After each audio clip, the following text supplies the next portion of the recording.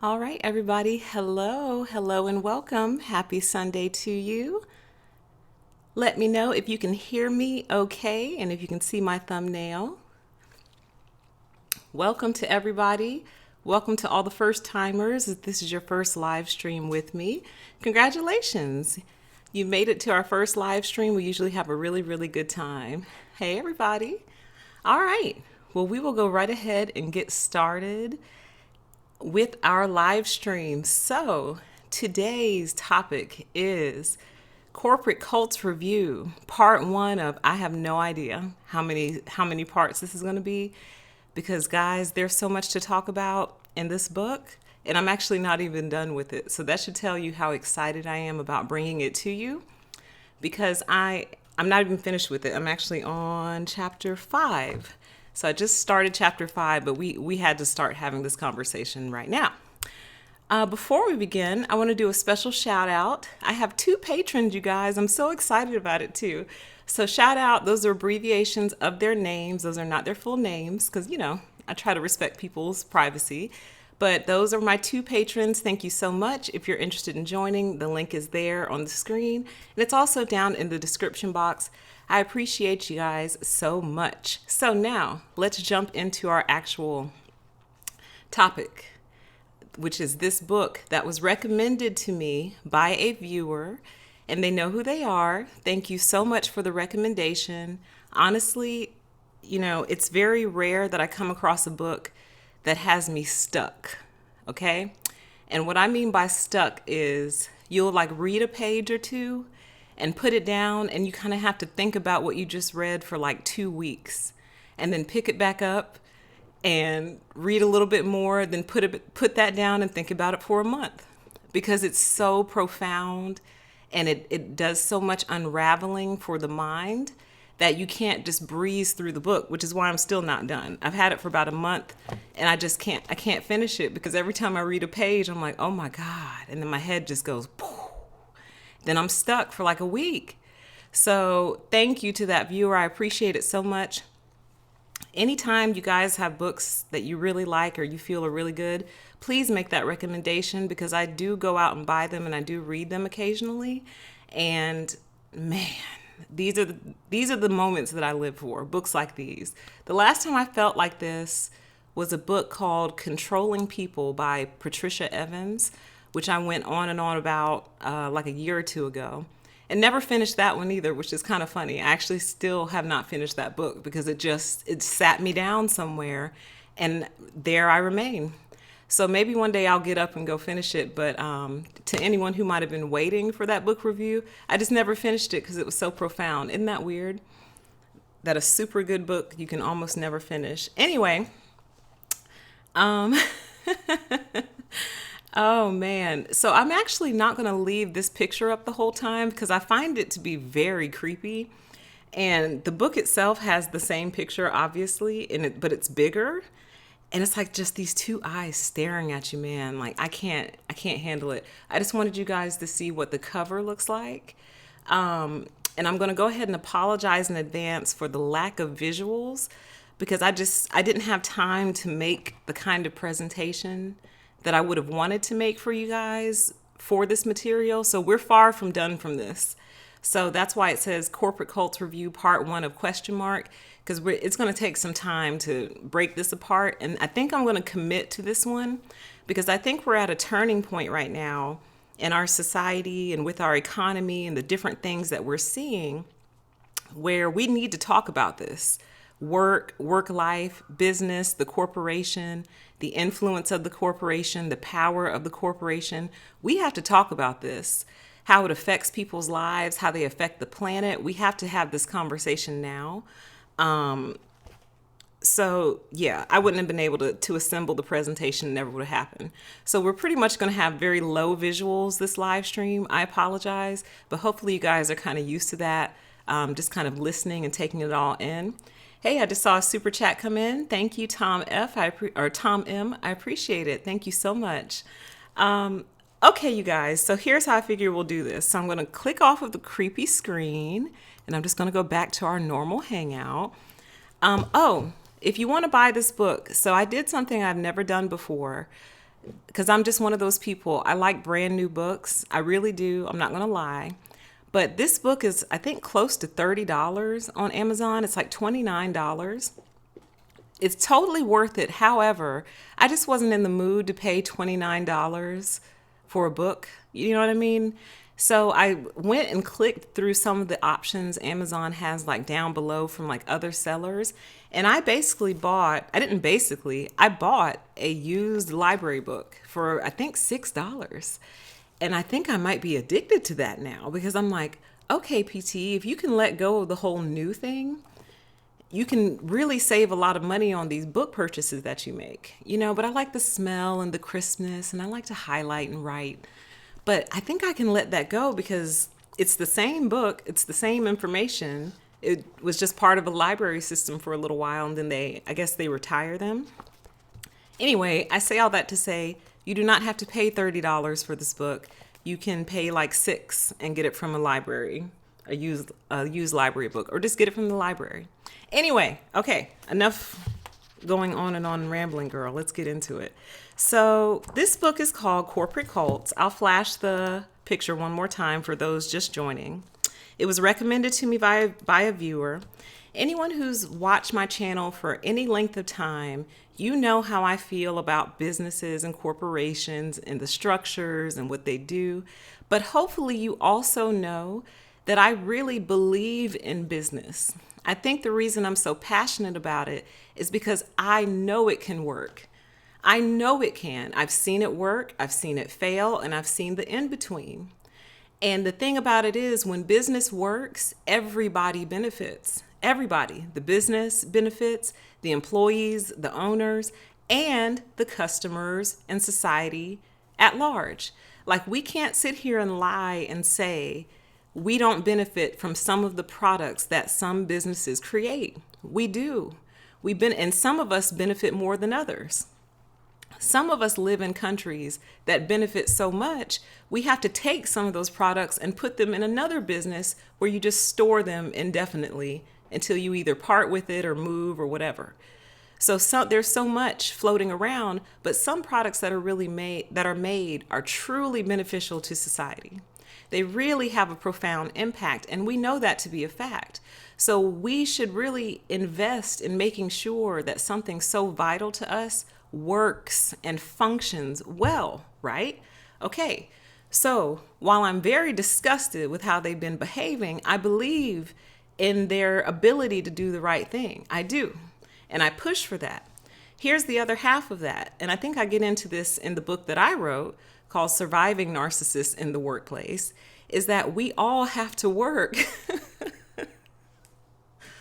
We have to work, at least for now. At least right now in our society, we all have to work. Now, we might reach a point in our development where everything is so automated that nobody has to work. You just have to have someone pushing a button somewhere. We might reach that point, but that's also like a very scary divergence point, but we won't get into all that in this live stream. But anyway, the point is, as it stands right now, we need money to survive. We do. And most of us, the good majority of us, the way we get that money is through work of some form. And that's just the current setup. For better or for worse, that is the current setup, right? So if those are both true statements, then work should not be a place where you go to get abused. If you have to have money, that means you have to work, then work should not be a place where you go and get abused in order to get the money. Does that make sense? What's a better way that I could say this? What's something you don't have to have? Well, abuse is never warranted in any circumstance, but I guess what I'm saying is it's so vital to life. So we can't abuse something, or we can't experience abuse in a place that is so vital to life, that is so important to our very well-being as an individual and as a society. So that's what I'm profoundly against.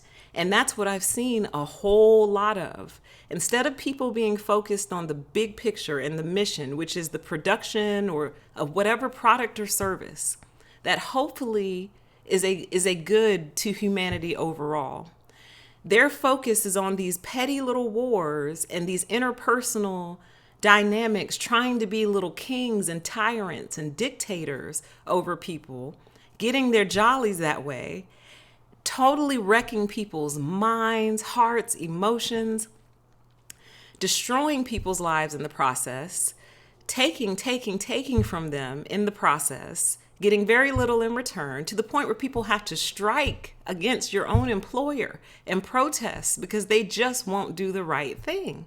You sit here, you watch them bring in billions, but you're not seeing the byproduct of those billions. You're not seeing the byproduct of that hard work. So you occasionally have to remind them why the business functions at all.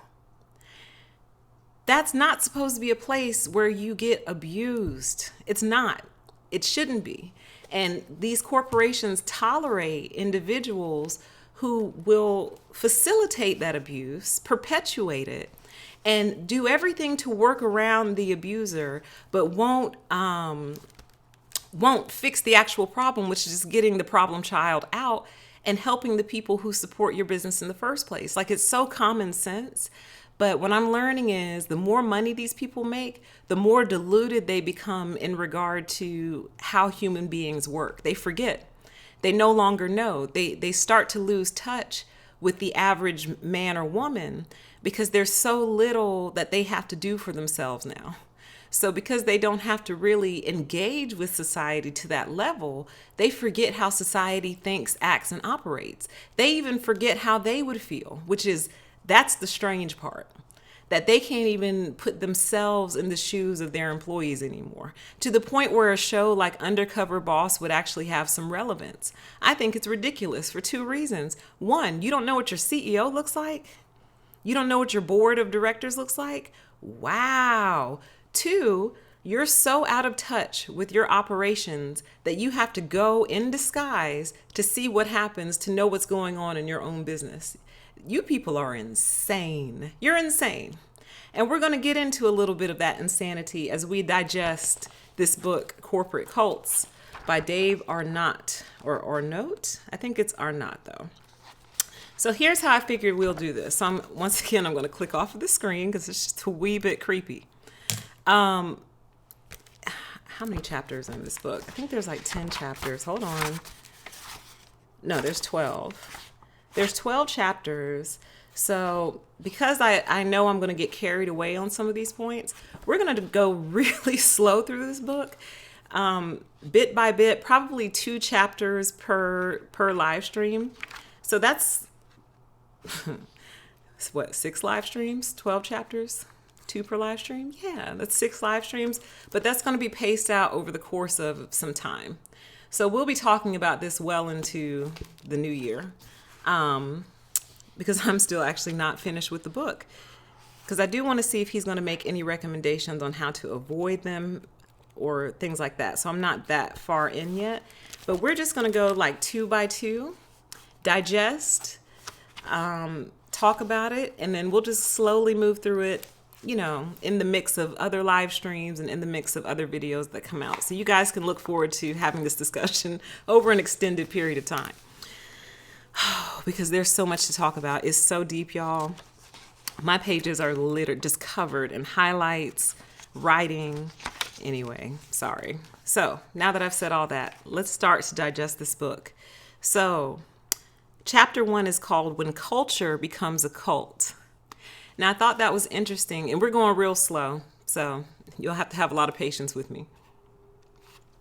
Most companies today, if you go and kind of look through the job postings and the job listings, they rant and rave about their culture. It's our culture. What makes us special is our culture. We have such a unique culture. We have such a strong culture. Culture, culture, culture. And in the word culture is the word cult, right? This book has changed the way even I thought about certain things, and we'll get into that. So what I'll do is I'm going to go through my highlights, and we'll talk through kind of the things that I highlighted. And hopefully over the course of this, you guys will get the book yourselves, and we can kind of, at some point, we'll sync up and we'll be reading together, okay? So he opens the book up with, work has become too important. Oh, and by the way, this book was published in the year 2000. Let me make sure. I think that's so important to say that. Yes, copyright 2000.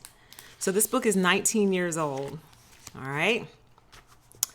And it says, and these are just my highlights, okay?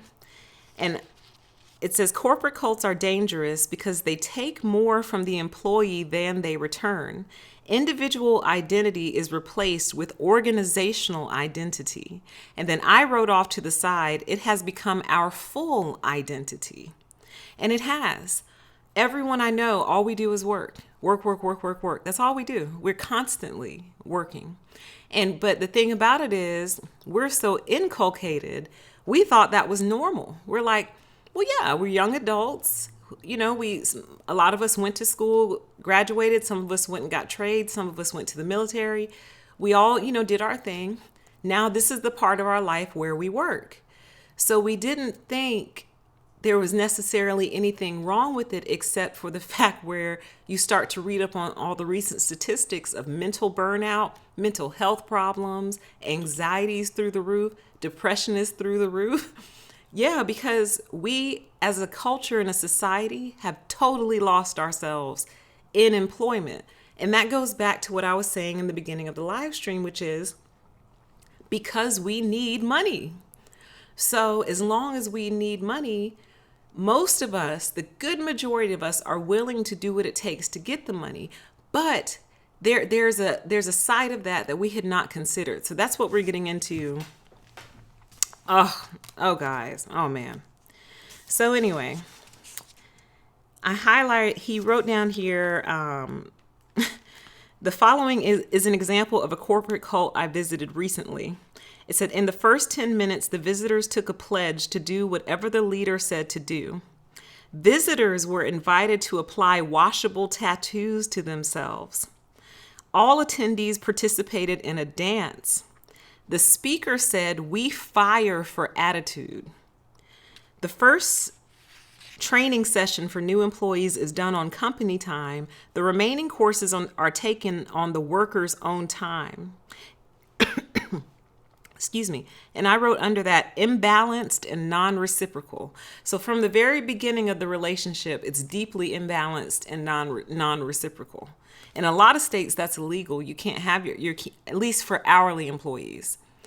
In a lot of states, you cannot have hourly employees doing things off the clock unless you plan on paying them for it. And that's law. And isn't it funny how most laws are designed to protect basically against narcissists, to protect against these crazy people, man? It's like, why is this your natural instinct? Why do we have to design laws against your natural instinct, which is to exploit? Why? Why do we have to do that? If you look at the root of almost every law, it's designed against somebody's natural instinct to exploit somebody else. It just, why is that your default? That's what I need to know. Okay, let me talk about this "we fire for attitude" line. So for anyone who maybe has the book or who might listen to this on a playback, I'll give the page numbers too. So this is page 1 that we're on. We fire for attitude. That is so foolish.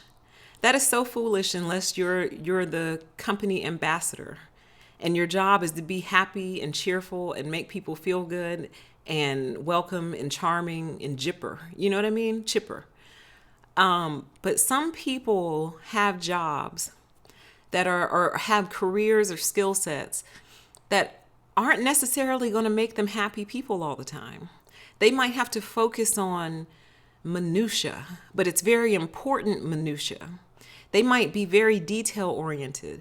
They might be drafting up charts and graphs and, highly complicated things that require a lot of attention, that make it to where they can't be like pumped up and like, yeah, all the time. You know what I mean?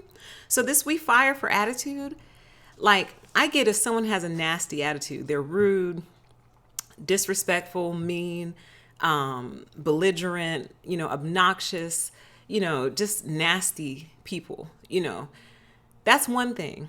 But they've taken this whole attitude thing to another level, to where it basically means if you're not smiling all the time, if you have an opinion that goes contrary to the cult leaders, which we'll get into, if you just happen to see something differently, if you have a different idea, all that is encompassed in this whole conversation about attitude. And to fire a talented employee because they're not smiling 24/7 like they're coked up is the most stupid, foolish business practice that I could process in my spirit. I can't think of anything dumber. Like, if I have someone who's supremely talented doing a very specific job for me, and they're brilliant at it, they're savants at it, and they just happen to look sad all the time, I'm going to check in. Are you okay? Did anything happen? Is everything okay? If they say, oh yeah, I'm fine. This is just my face. Cool beans. Here's your paycheck. Rock on, kid. I don't care if you're sitting over there crying. I'm going to check on you because I want to make sure that it's not something I'm doing. Like, are you okay? Did I make you cry? What happened? Can I fix it?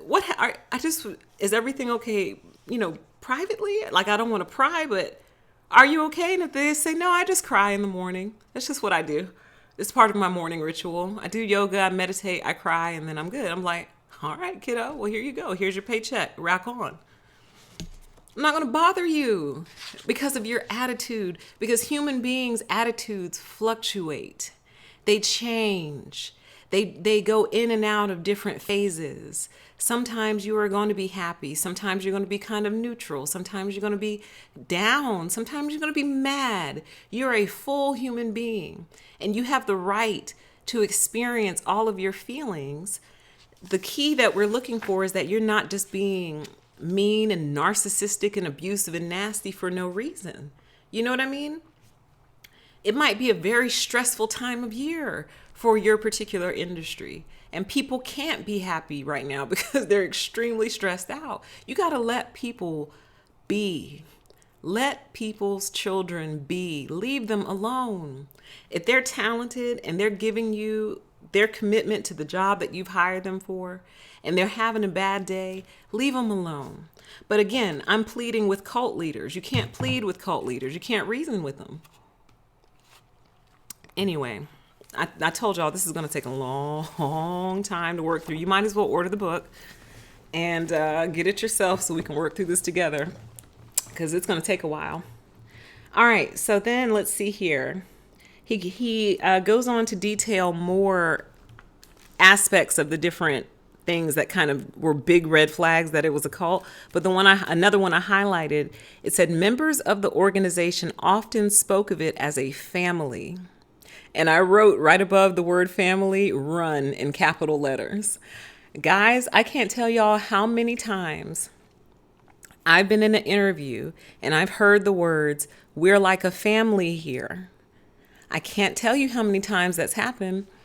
And like I told you, this book is shifting my own paradigms. It's opening my own eyes to a lot of different things, including where I've gone wrong in choosing and accepting different job offers.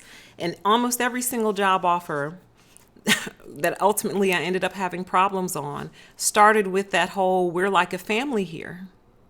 And for me, someone wrote, run like Usain Bolt.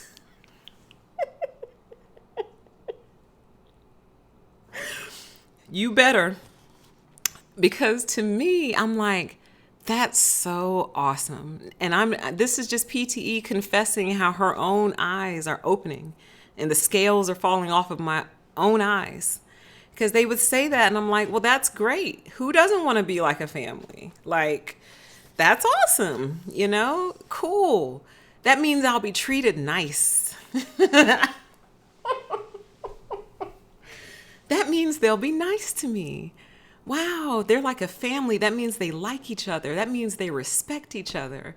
That means that, they're there for each other through thick and thin. Ooh, child. Ooh, child. Listen. Y'all, that is so off. And we're going to get into how off it is. But it is so, so off. And I'm going to jump way ahead of myself and just tell you now why it's off.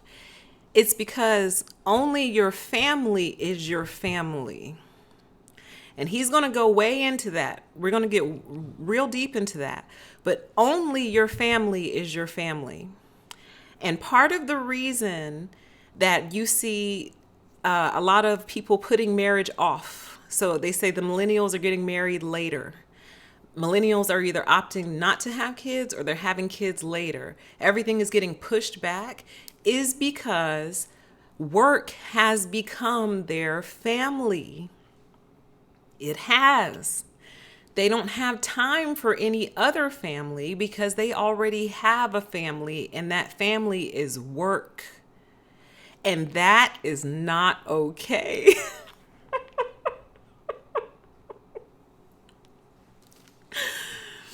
It's not okay. And we're going to get into why it's not okay, because some of you might be sitting there going, what?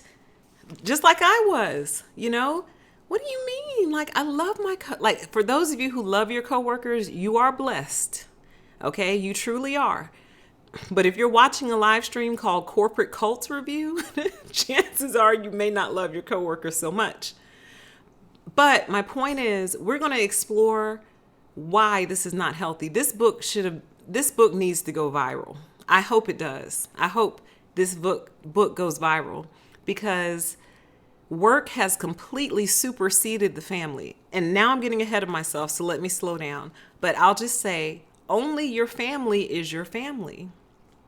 Unless, of course, you work with your family members literally, like your mom and your dad, your sisters and brothers, your cousins and uncles. Obviously, that's different. But if these are a group of strangers, they're not your family. They are not. That is your place of employment. And we'll get into that. Okay. So let's see here. Let's get into some more of my highlights. Oh, and that whole family thing is on page 2.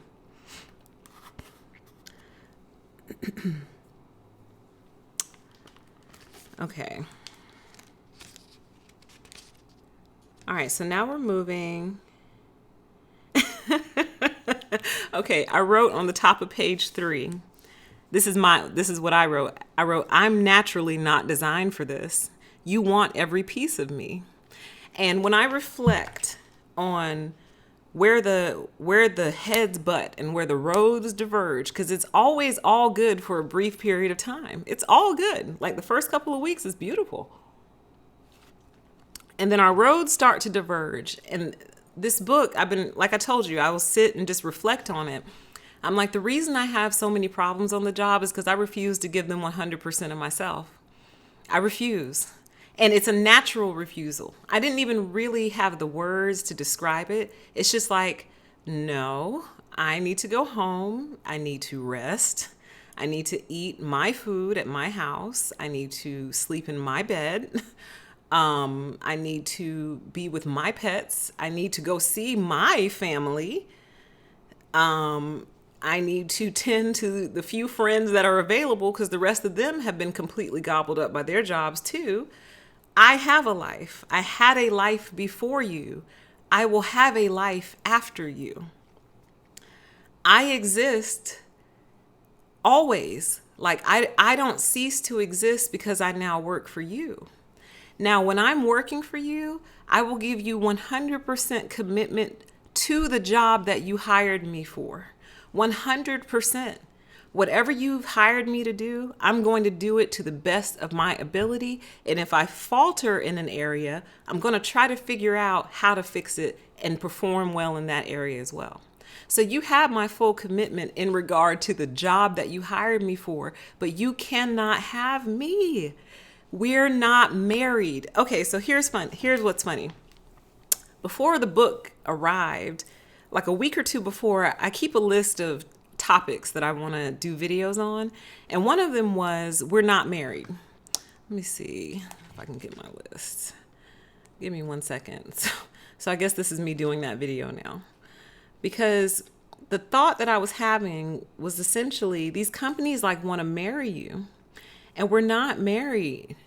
We're not married, bro. We're not. I would never marry you. You don't know how to treat me. You don't. I would never marry you. If you were a human person, I wouldn't marry you. I think you're a terrible person. You don't know how to treat people. So why would I marry you? But hold on, let me see here. Oh, did I I make the? Oh yeah, here we go. Okay. So let's talk through this really quick. We're not married. And I made a list of things. We're just going to go through it right now. Might as well, because we're here. I made a list of things that would actually cause me to marry you, right? A list of things that would actually incline me to marry you. And that list is loyalty, fidelity / faithfulness, trust, love, sex, respect for personhood, gifts, and money. So let's talk through those. First of all, we're not married, and I wouldn't marry you because you're not loyal. And I've seen that disloyalty out of these companies more than once. More than once. When it comes to you versus the money, they choose the money every time.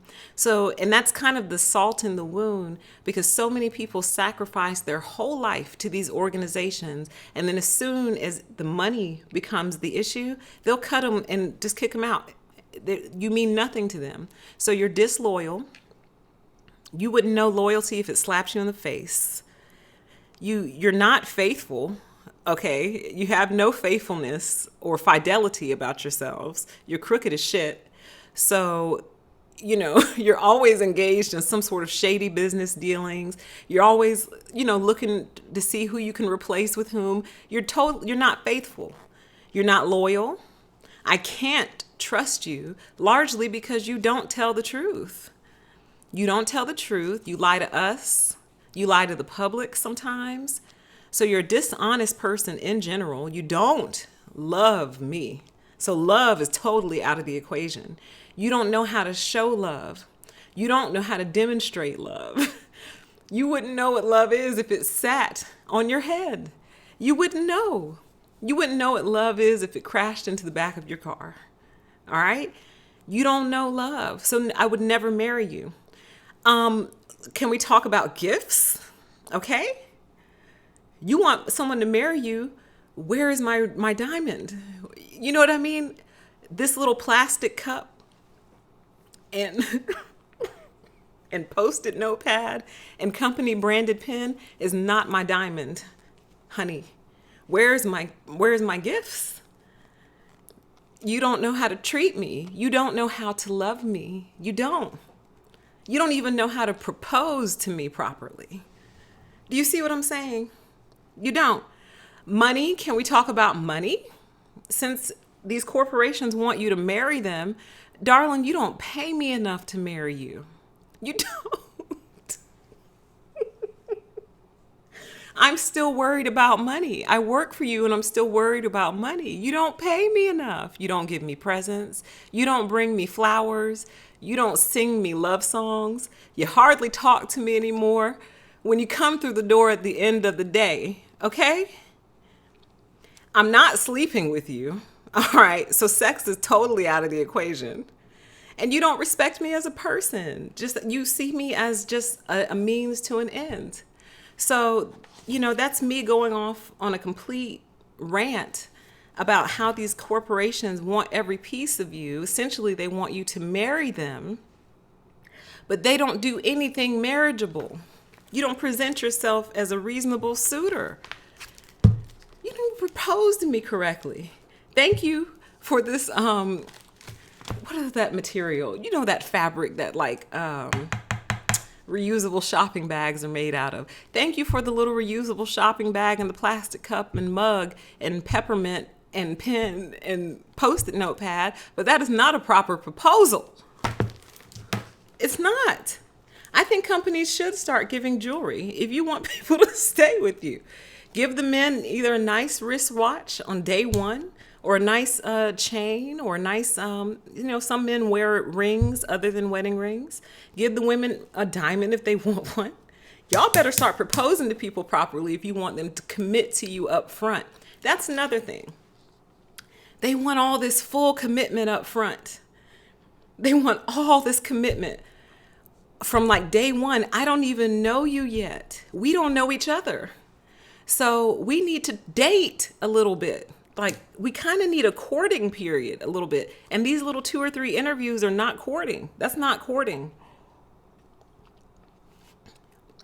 You know what I mean? How can I commit to you and I don't even know you yet? And you haven't even issued a proper proposal. Propose. Giving me a laptop that I have to give back is not a proposal, honey. Giving me a laptop that I get to keep, now that's a proposal. All righty.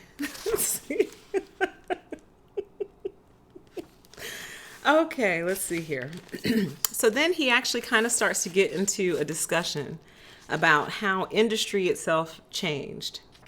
And he was talking about how like the Industrial Revolution introduced the concept of standardized manufacturing in which efficiency became the determinant of organizational success. So then he started talking about how in the past, people had a deeper connection to their work because they were connected to the whole process. So he was talking about the process of pen making, P-I-N, I guess for like maybe sewing pins or needles or whatever. And he was saying how they draw the wire, cut the wire, sharpen the point, mount the head, wrap the pen in paper, put the pen in its box. So the worker was connected to the whole entire process. And then he was saying how people got more value out of that because they saw the whole thing happen from start to finish. But as things started to get specialized and technology started to enter in, people were basically only doing one part of that process, which totally disconnected people from the work, which was not a good thing. Human beings kind of need to see like the whole thing happen. Otherwise, you kind of become a robot. So anyway, so he was saying how then it moved away essentially from your skill to more so who you were. So now this quote is on page 5. He said, employees are unabashedly devoted to the organization as shown by their willingness to work extra days, stay late, and attend parties and other business functions on their own time. That's good for the organization, but it's bad for the individual. It's bad because it takes away the individual's identity. Spending time and effort in the pursuit of organizational goals reduces the time and effort available to spend in pursuit of individual goals. And if you think about it, that is exactly what's happening to people. Like, if you've ever sat or heard like someone introduce someone who's had like a lengthy career in a certain field, it's all related to like work. You know, they were the VP of this division, and then they went and headed up this, and they were the district manager of this, and da-da-da-da-da-da. And it's all quite impressive. And then they always add in at the end, he or she is also a wife or husband and has two sons or 2 daughters and a dog. And it's like, well, thanks for the honorable mention. But this person has been completely devoted to work. And here's the thing. If you love what you do, if you love it, if you live for it, if you get up in the morning and it's what you look forward to and you're making a difference and an impact, there's not necessarily anything wrong with that. And we'll kind of explore that. We'll explore that a little bit. But there's still this element that, I don't want to get ahead of myself and I don't want to speak incorrectly. So let me just slow down. So this is still page 5. And it says, unfortunately, it says corporate cults use individuals to achieve organizational goals. Unfortunately, there is an ample supply of cult candidates, people who gain their identity only from what they do, not from who they are. And that's kind of where I was going a second ago. They gain their identity from what they do, not who they are. And who you are is more important. But once you become a corporate cult member, little by little, who you are gets stripped away from you. I don't know if you're listening, but shout out to the person who recommended this book to me. Thank you so much. Very life-changing for me. Now we're getting ready to change a whole bunch of other lives with it. So thank you so much for the recommendation. Excuse me. So then he starts talking about himself a little bit. This is page 6. He says, my personal value was derived almost exclusively from the list of my accomplishments. And he was saying how this individual, this person in his life, helped him realize that even if he didn't succeed, he was still valuable as an individual. So how many people have we heard stories about where if they lose a particular job, they've lost their whole identity? Like they cannot recover from that, because that is 100% the totality of who they were as a person. Okay. All right.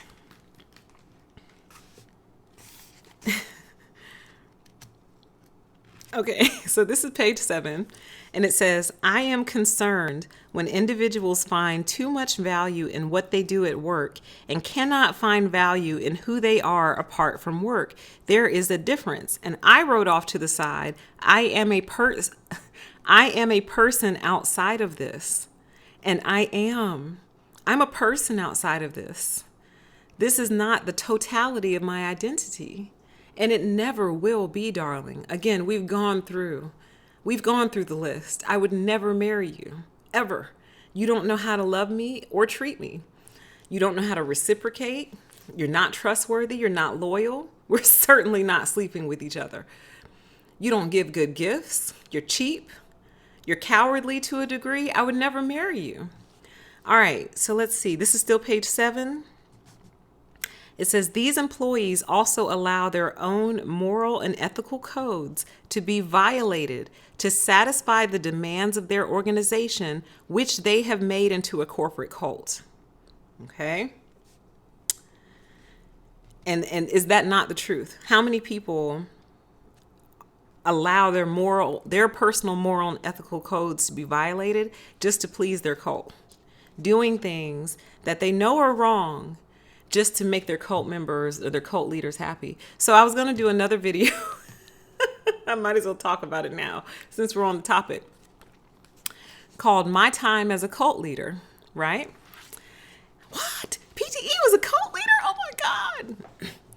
Yeah, I think I was after reading this book. So I think I've shared with you guys before that I've been I've been a corporate trainer before, okay? And I used to bump heads and really clash with the other trainers because I refused to treat these adults like children. I refused. There was a very specific example. I won't get into it because I feel like if I give too many details, it'll kind of identify the people. I'll just say this. We had to co-teach, myself and this other trainer. And we were having problems in this particular class. You could say behavioral problems. I would debate that, but we were having problems in this particular class. And this particular trainer had a solution that I said, please don't do that. I was like, they are not 6. They're not 6 years old. I was like, you know what? F it. Basically, this trainer wanted to move their seats. So these are adults. We're talking adults. Like, I think the age range in that class was I think our oldest person was 55, and maybe our youngest person might have been 25, maybe 24 or 23. So there was a spread there. And we were only having problems out of 4 people. And I was like, why don't you just pull those people to the side? And the reason I couldn't step in is because I was not the lead trainer in that class. So it was not within my particular authority. And she made that very clear that it wasn't within my authority, but I was supposed to co-teach. Okay. But I at least tried to influence her to make a better decision. And I said to her, trainer, I was like, if you move their seats, these are adults, I said, you are going to have a rebellion on your hands. And she said to me, oh, I don't care. We're moving their seats. And I was like, consider the fact that some people sit closer to the front of the room because they need to see and they need to be able to hear. Maybe they put themselves at the front for a reason. Maybe they put themselves at the front to get away from that group. I was like, you just kind of you can't target the whole class because of these 4 people. Don't do that. I was like, you're going to lose so much respect. You're going to have a rebellion on your hands. She didn't listen to me. Very next day came in, she had shuffled all their seats. So they had like name tents or whatever. She had shuffled them all around. And the looks on their faces as they were walking in the door were like, what's going on? And I was like, talk to trainer 2 over here. Talk to her, honey. I don't have anything to do with this. And that's why I struggle at those levels within a corporation, because a good corporate cult member would have been like, we moved your seat. Find your new seat. Oh, there's your name over there. Go over there. A good corporate cult member is supposed to side with their fellow cult leaders, and I couldn't do it. I could not do it because I knew the fallout, and y'all, the rebellion was massive. It was stunning. The rebellion was spectacular. It was spectacular. They were awful, all of them. It went from just the 4 causing problems to now all 30. Just awful, terrible. They were terrible because they felt so disrespected as adults, and I couldn't blame them. We're adults. We're adults. We don't have assigned seats. This is not kindergarten. If you're having trouble out of 4 adults, you pull those 4 adults to the side and say, hey, we're having some issues here. You know what I mean? You don't punish the other 26 who are behaving, paying attention, attentive, taking notes, doing what they're supposed to do. You don't punish the whole entire class. You don't punish the whole entire class because 4 people are acting out. But that's what that cult leader chose to do, to try to flex on the class. And the class flexed back, and oh God, they were terrible. They were terrible. It was brilliant. So yeah, and she and I collided, every single day forward while I was still in that position, because I could not be the cult leader. I couldn't do it. I gave people autonomy. These are adults. I believe that they put their careers in their own hands. All I can do is give you the tools and the resources to be successful. And if you choose to waste this opportunity, that's on you. I'm not your mom. I wouldn't want to be your mama. I'm here to help you be successful. Only you can take charge of that. But her whole MO was to show them who was boss and who was in control and who was in charge. And they showed her, how much power they actually had. Me? Oh, I just collected the papers. I just collected papers, passed them out, graded them, because I'm just the co-teacher. I have no influence, no power, no authority in here. All right, well, I'll just collect the papers and watch them eat you alive. And that's exactly what they did. Oh, it was brilliant. All right, let's see here. Where was I? Oh, where was I? So interestingly now, well, I won't say interestingly, because that sounds like I don't agree. I guess it's interesting in that I'd never thought about it this way. So this is still page 7. He puts a lot of responsibility on the cult members themselves. He really does. And I feel like I'll do it a huge disservice if I try to explain it myself. But essentially, he says that they're prisoners by choice. He makes reference to an old song called Hotel California by Don Henley. I'll just read this. He says, in the 1976 song, Hotel California, Don Henley of the Eagles sang about membership in a drug cult. The song concluded that once the members joined, they couldn't escape because they had joined of their own free will. Like the visitors to Hotel California, members of corporate cults are prisoners by choice. They enter freely. No one forces them. It's a cult of their own device. Then he says, what we know is traditional cults have leaders who find prospective members who have a proclivity to be dominated. The prospective cult members have low self-esteem, so the organization is their only source of individual value. That is so sad. The most likely members are employees with a hole in their soul that is patched by membership in the organization.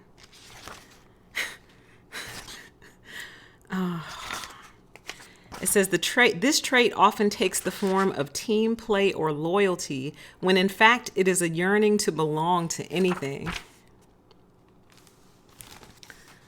And I'm laughing because I'm laughing at my note. I wrote up under that paragraph, and I'm very full. So it's not that I don't have holes. I think everyone has a hole or two.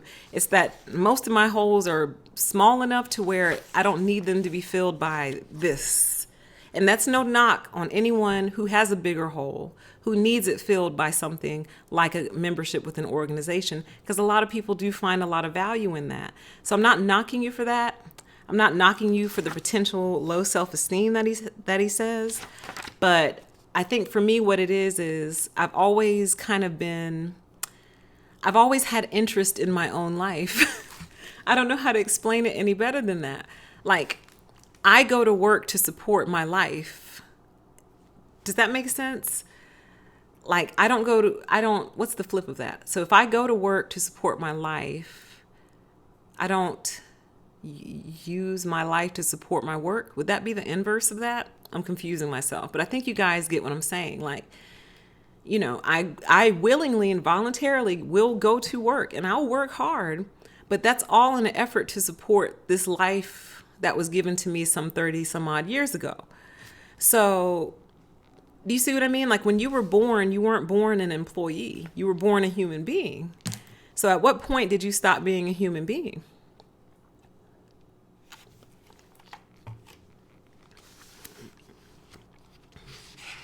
Okay, so let's see here.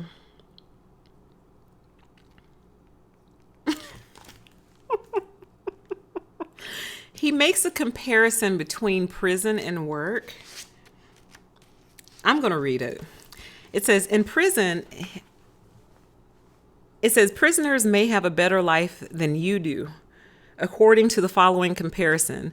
In prison, you spend a majority of your time in an 8x10 cell. At work, you spend most of your time in a 6x8 cubicle.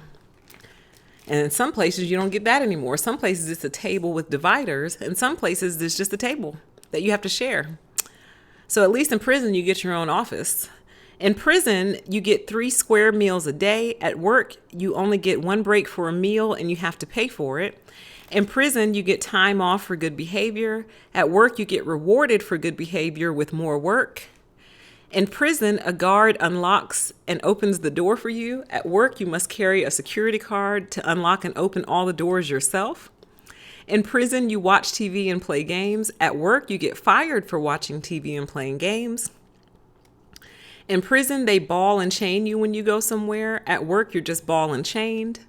In prison, you get your own toilet. At work, you have to share.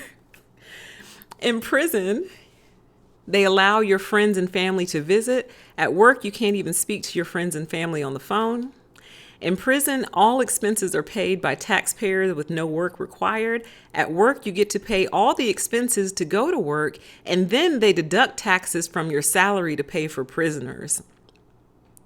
In prison, you spend most of your life looking through the bars from the inside, wanting to get out. At work, you spend most of your time wanting to get out to go to the bars. In prison, you can join many programs that you can leave at any time. At work, there are some programs you can never get out of. In prison, there are sadistic wardens. At work, the managers take care of all that. So I thought that was hysterically funny. I highlighted, at work, you get to pay all the expenses to go to work, and then they deduct taxes from your salary to pay for the prisoners. All right, so this is on page 10. It says the days of command and control are over. And I mentioned many live streams or videos ago how I'd seen something on LinkedIn that said the future will be kind. The future change is coming and the future will be kind. And that made me think of this. Command and control are over. That's done. Like, we've evolved as a society. We don't have to do that anymore. We never really had to, but there was a point in time where mass production was the goal. We had to get things out in large numbers and we had to pump it out at a relatively quick rate. We don't have to do that anymore. We can evolve, and we need to find the new things now that we need to fix. So there's a lot of old things that we kind of have a lock on, like we got a good system for it. Great. Now it's time for us to explore new things to fix. There is new work out there, but we have to figure out what it is. So I'll go ahead and put this out there. Because I feel like sometimes you just have to plant seeds, right? How would you like this for a program in your city? So a lot of cities are struggling with homelessness, right? A lot of cities are struggling with homelessness. And obviously, a lot of homeless individuals, some don't have, any mental health issues or drug issues. A lot do. Fair enough. That's where we are. That's what it is. They're still human beings. They're still alive. So what can we do to help out with the situation and have everybody benefit? So here's what I think as I drive around my city. My city is pretty filthy. It's dirty. I'm not going to lie. All over. Like it's beautiful. It's very, very beautiful. I wish I could tell y'all. I'll tell you one day where I live. It's beautiful from a distance. Like when you pull out, you're like, man, this is a gorgeous city. When you get down into like the nitty gritty of the streets and stuff, it's filthy. Why don't we start a program where we give homeless people a couple of trash bags, maybe 10 bags to start. We give them one of those little picker upper thingies, those little hooking, it has like a little trigger on it at the end and it has like claws at the other side. And you tell them, you fill this bag to the brim with every piece of trash that you find and bring it to these designated locations. And in exchange for that trash bag, I'll give you $5 per bag. Or why don't we stop being cheap? I'll give you $10 per bag. So you walk around where you're already walking around, where you already are, and you pick up every piece of little itty bitty trash that you can find. You fill this bag to the brim, tie it off, bring it to this designated location, and I'll give you $10 in exchange for every bag. What do you guys think about that? I mean, little things like that. Like, it's the little things that we can try and do to solve major problems. Now, will that get them off the street? No, but it'll buy them food for the day. Will some of them take that money and use it to go get drugs? Of course. But at least they're not stealing. At least they're not robbing. At least they're not holding someone up for it. They earned their money. And if they want to go throw it away on drugs, so be it. But at least they didn't steal for it, And our city is clean. Wow. And our city is clean as an end result. So that's what I mean about let's think of new things to do. Let's think of new solutions. Aren't we smart enough to do that?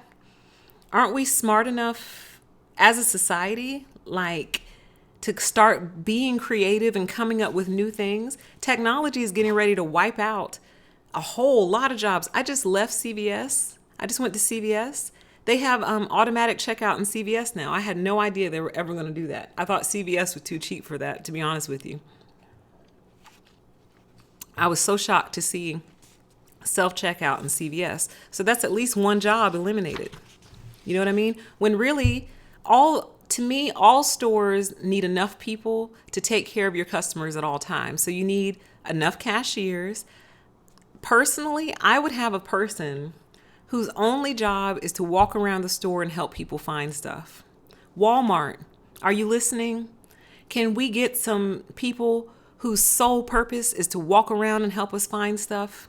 Do you know how much money you're missing out on in sales because people walk into a store and think that something is not there when it really is? And they don't feel like walking around this big store trying to find something? Like, come on, guys.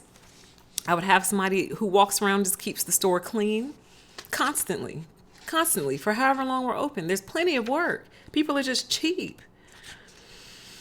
Where are we? Okay, we're only on page 11. Let's see. Okay, so he starts talking about 3 circles, right? So everyone has 3 circles: family, work, and community, right? And he said, a person who lives a balanced life is comfortable in all 3 organizational circles. He or she exists as an individual who can retain a personal identity while becoming a part of work, a part of family, and a part of community. So in other words, they don't lose themselves in any of those. They are an employee here, they're a family member here, and they're a community member over here, but none of those three consumes them totally. What he said has happened is work has become the largest circle, totally taking over the family and community circle, basically. He says, my concern is that employees are stealing time from family to invest it at work. And they are. They are. And the saddest part about it is so many of us think we're doing the right thing by doing that. We think that that's the sacrifice that we have to make in order to get where we want to be. But listen to what you're sacrificing, though. You're sacrificing your family, your friends, your life, like your life outside of even those things. Like you're sacrificing everything for work. I saw a post on LinkedIn last night, actually, and just as I went to screenshot it, I think this person deleted it because so many people were speaking against it and I couldn't believe it. But basically she was saying that she had just come from the funeral burying, I think it was her brother-in-law. I'm scrolling through now to see if I can find it. And he was 46 years old, and she started listing off all the stuff he did for work. Like he did this and that and climbed this ladder and climbed that ladder and blah, blah, blah. And then he had a heart attack. So she was basically saying work is not everything, guys. She was like, you got to remember to take care of yourself. You got to say no. You have to put up boundaries. And people were in the comments like, well, while I agree that you have to put up boundaries, you have to remember that you're a team player too. And like, I could not believe people were speaking against this woman on a post where she's saying her brother-in-law just died because he basically worked himself to death. And I think that's why she deleted it, because I guess she got tired of the commentary. And I was so mad that I didn't screenshot it before she deleted it. But I read it and I got the gist. And she was basically saying, how many people are out here just killing themselves for the corporation who doesn't even know how to properly court you and make a proper proposal to you? They want you to marry them, give you their whole life like a true narcissist would, and they want to give you very little in return. We've got to upset that balance. When I see these strikes all over the place, do y'all know how much joy that fills my heart with? I don't think you do. I don't think you all appreciate how much pleasure I get out of these strikes. I think they just said GM experienced $1 billion in losses as a result of the strikes. Good. Go hard. Keep going until you get what you need. We're not asking for more than what we need. Let's see here. Ooh, okay. So this one's going to hurt. This is on page 13. He said, an individual who invests resources that should go to the family and community in the work circle is not an emotionally mature, fully functioning member of society. Ouch. He basically said if you put work over everything else, you're not emotionally mature and you're not a fully functioning member of society. It's pretty deep. Let's see here. He said, obviously, reasonable people hope for the proper balance. Employees who enjoy their work but are able to leave it and pursue other self-satisfying endeavors outside of the workplace. Wait.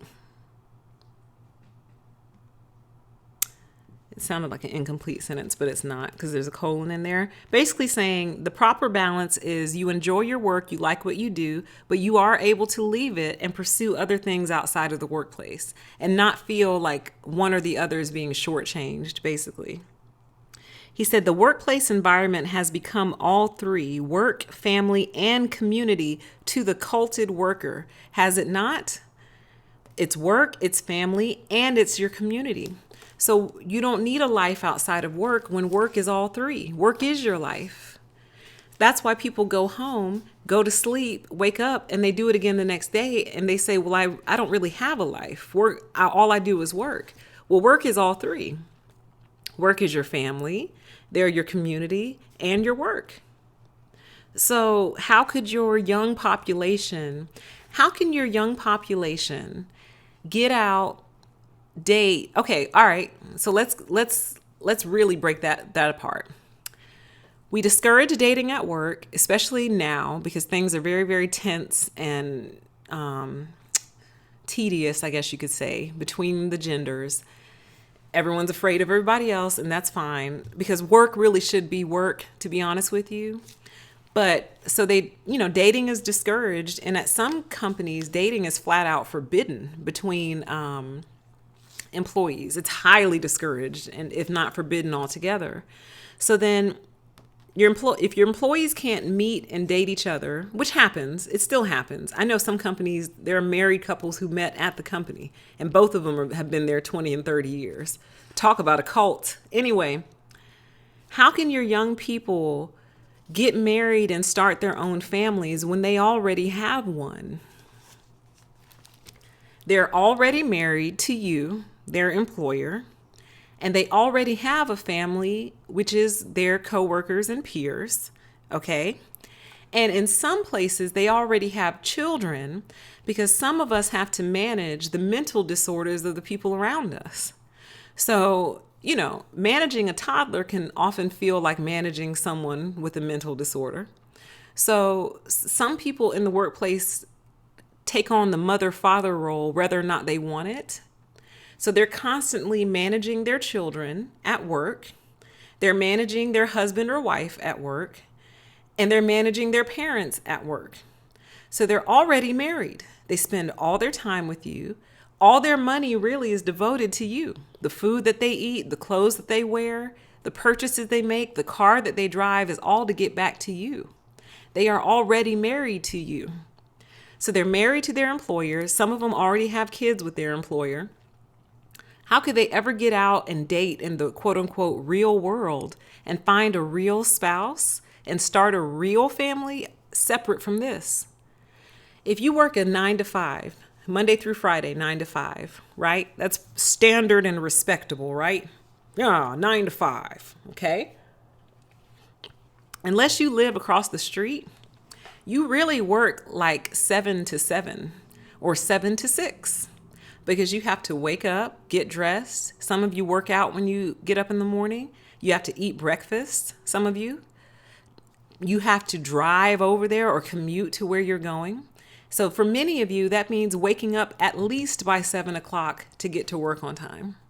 So if you're 7 a.m. to 7 p.m., that leaves like 4 or 5 hours for you, for your personal life during the week.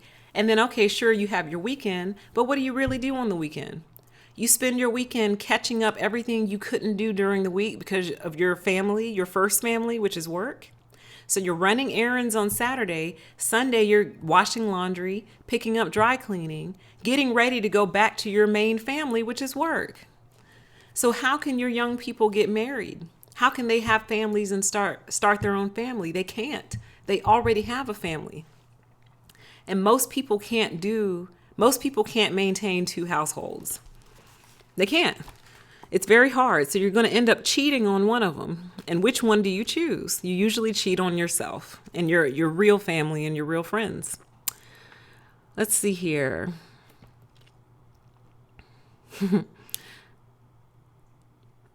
He says, if your employer has shown commitment to you, perhaps you owe commitment in return.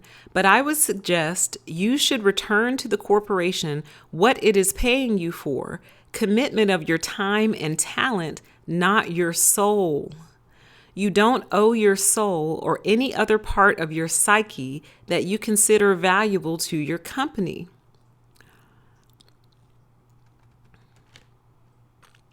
He said, but corporate cults want more. Workplaces that invest in their employees win emotional allegiance from their workforce and increasingly more of their time, which has to come from family and community commitments.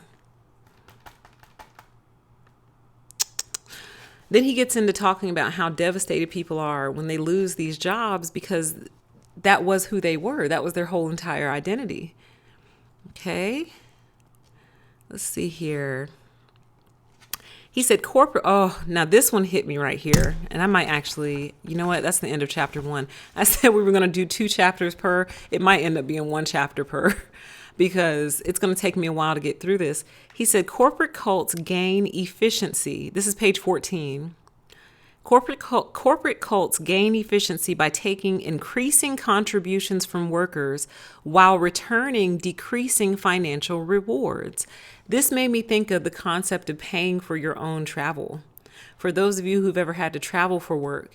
Now, the good companies will pay for everything up front, or they will provide you with a company card, okay?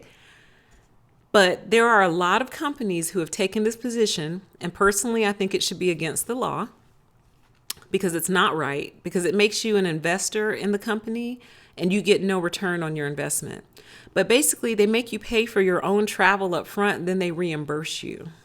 So for some of you, that would mean paying for airfare up front out of your pocket, your credit card or your savings, paying for your hotel room up front, paying for your rental car if you get one up front, and then taking those thousands of dollars and submitting them for reimbursement and waiting 4 to 6 weeks to get your money back. Now, what no one likes to talk about is in the interim, what they don't pay you for is the interest that's being charged to you on your credit cards. So if you charge $2,000 on a credit card for company travel, they'll pay you back approximately $2,000. They're not going to pay you back $2,050 for the $50 interest or whatever interest charge. They don't pay you interest. So you're losing money. You're paying to work for them, basically. And you're investing your own private funds and getting zero return on investment other than the job itself, which they think you should be thankful for, which is another huge sign of a cult. They feel like you should be thankful that you're even there. And that means that they don't have to do anything to fix themselves because they feel like the fact that you're here alone is your payment. That's a cult. All right, let's see here. All right. He closes out with some thoughts on the military, which I'm not going to get into because I know that there's a lot of military families. So I'm not going to touch that with a 10-foot pole, but that's on page 15 and 16. But if you've been listening thus far, I'm sure you know how he feels. Let's see. Okay, so he essentially kind of closes out with that. He said, in corporate cults, the organization has become work, family, and community for the employee. So I'm going to stop this particular live stream on chapter 1.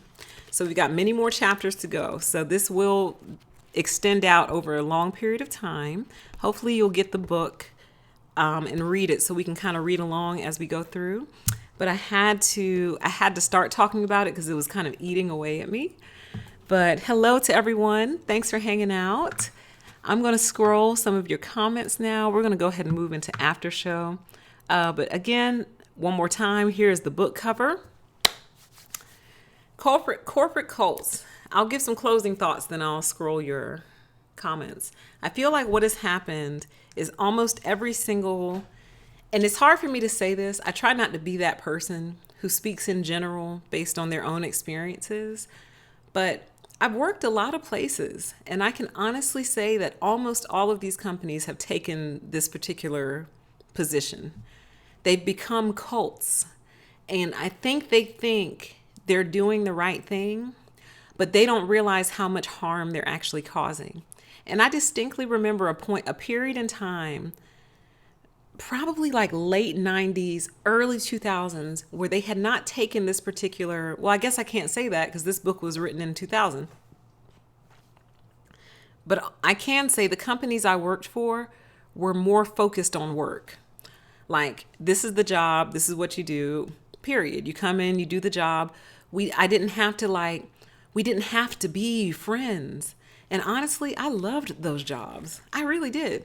You know, they were like, jobs a teenager takes in high school, but still, I liked it because it wasn't all of me.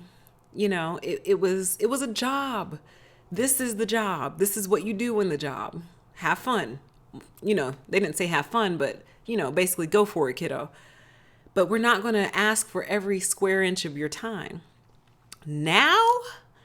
Now, you guys, like, being a good cult member is so important. now. It is almost more important than the skill set that you possess. If you show the qualities of being a great cult member, you will have a job for a long time. You're going to sell your soul in the process, but you will be employed. You will be employed and soulless, okay? But you will have a job because this is all that matters to them right now. That you can fall in line and join the cult. And it's usually on very, very mundane, not important type of work, you know? Like, to some degree, I see the need in being able to move. I won't say to some degree. I see the need to being able to move as a unit when something is very, very high stakes, right? When the stakes are high, when life is at stake, you know what I mean? And we don't have time to kind of think separately and, be our own people. We have to move as a unit right now because if we don't, we will literally die. If we don't do the plan and follow the plan to the letter, we will literally die. Those are high stakes. I could see losing your identity for the sake of staying alive. You know what I mean? But hopefully that's a temporary situation that you're not in 40 hours a week. But they want to inculcate you for data entry. You know what I mean? For billing. They want to inculcate you for jobs where your life is not on the line. The group's life is not on the line. Do you see what I mean? And it's you now that I've read this book, it's so obvious to me. The whole family thing. We're family here. We really care about each other. We take care of each other here. Honey, that is cult. That's cult. Okay? And what we fail to remember about families is a lot of families are dysfunctional.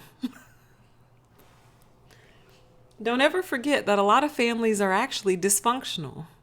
So when you say we're like a family here, I need to start following that up with a healthy family or a dysfunctional family. Which kind of family are you? Are you the type of family who likes to keep everything tight-lipped and keep the family secrets close to the chest and no one ever says anything is wrong because we don't want to upset whoever the main cult leader is? Are you dysfunctional? Are you violent, abusive? You got problems? You got substance abuse issues? What you got going? Any family mental health issues? What's up? What kind of family are you? Okay? So it's like me reading this book is helping me understand what I've been experiencing. It's almost like if it was legal and they could get away with it and they didn't think I would retaliate, they would hit me in my face and be like, why won't you join the cult? Join the cult. Get in line. Why won't you join this cult? Why can't we break you, girl? And the reason is because I'm going home. That's why. Like, it's very simple. There's no need for the violence. The reason is because me going home is more important than anything y'all got going here. Anything. And like I told you, I will devote myself fully. I won't take more than I'm supposed to. And I will also probably not give more than I'm supposed to unless the stakes are really high. You know what I mean? It's not a situation where it's like, I'm not that person who comes late, leaves early. I come on time and I leave on time because that's what you're paying me for. If you want me to stay later, pay me. Pay me more money. I'll stay later. I'm very transactional when it comes to work. And they don't like that. They want that extra. You know what I mean? I'm realizing now that what they can't get from me is that extra. You see what I mean? So when I've spoken on other videos of how like your fellow employees like to come and like basically steal time from you, and I think they're aware of what they're doing. But the thought process is, who cares that I just took 30 minutes from you? Just stay 30 minutes later and make up those 30 minutes that I took from you. But those 30 minutes are mine. They belong to the life that is mine. And some of you might see that as selfish. And I recognize that it might sound selfish, but I have more of my interior self preserved as a result than you probably do. Anyone who thinks I'm being selfish. because it's like I'm smart enough to recognize when it's required. You know what I mean? Like if an emergency pops up that was out of all of our control, that's going to have us here an hour later because of this emergency, of course I'm going to stay the hour. I'm not going to be like, well, it's burning down, guys. Good luck going home. I'm not that person either. I'm very reasonable. I'm intelligent. And I'm smart enough to know, ooh, that's major. Yeah, we have to stay and put out this fire. But I'm not doing daily fires with you. If we have a fire every day, either I'm in the wrong industry or something is not being planned properly or organized properly. You see what I mean? Or, I'm not a firefighter. If you're a firefighter, then, it's different. You see what I mean? I'm not doing daily fires with you. We can organize ourselves intelligently enough to where we're not putting out fires every single day. But yeah, I'm going to stay and put out the fire. If it's something that was popped up out of our control and out of our awareness, come on. But I'm also not going to give you every square inch of my life. I'm not. I can't. I don't have that many square inches to give.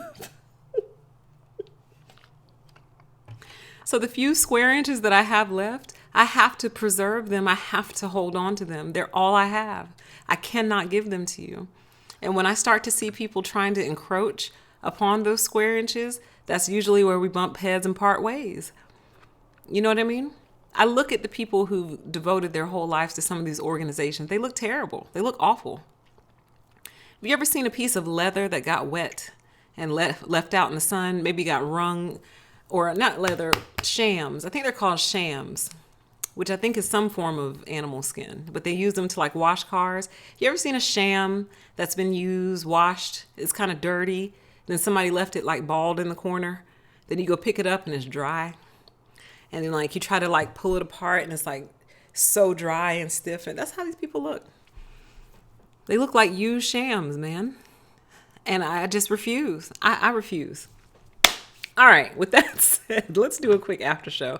Then I'm getting out of here. How's everyone doing? Let's see. I'm going to scroll as far back as the comments will let me go. And then we will get up out of here. All right. Welcome to everybody. Thanks for hanging out with me on a Sunday. It says, most of all, sacrifice personal boundaries. Yes, which he gets into in the book, how they start to slowly chip away at the personal boundaries. So I don't want to give away too much and get too far ahead of myself. But he was saying one way they do that is by like team building activities that are like, tell me something about yourself that no one else knows. And innocently enough, you're going to share something, innocent. You're not going to tell like where you hid the body, but you're going to share something like innocent, but something people wouldn't know. He's saying what that is basically doing is peeling the layers back of the onion of who you are. And he said that in the past, people used to protect that. They used to protect that about themselves. Like people's private lives were guarded. And he said now people's private lives are just wide open. But yeah, the gradual chipping away of boundaries. So this whole, first they put us in cubicles. Now they're taking the cubicles and put it to tables with dividers. And now the dividers are disappearing. Pretty soon they're going to have y'all sitting on the floor in bean bags. But that means the boundaries are gradually chipping away. Let's see. It says, I'm definitely not married to my company either. How could you be? I would marry a company. That's hard pressed. You're asking a lot. For me to marry a company, first of all, they've got to do a proper proposal, which I'll take in the form of a signing bonus. That'll work. But you have to do a proper proposal. This little plastic cup and pen and post-it note, that's not a proper proposal. Give me a good, nice company, thick jacket. We could start there. We could start small and work our way up, kids. I need a proper proposal first. I need some sort of assurance that there's some processes in place to deal with problems, because problems pop up. And if there are problems, we need I need an assured process. I need to know that there's not a whole lot of nepotism going on here. I need to know that you all will fire a manager if they turn out to be a psychotic narcissist. I need to know that you trust me. You want me to trust you, but I also need to know that you trust me.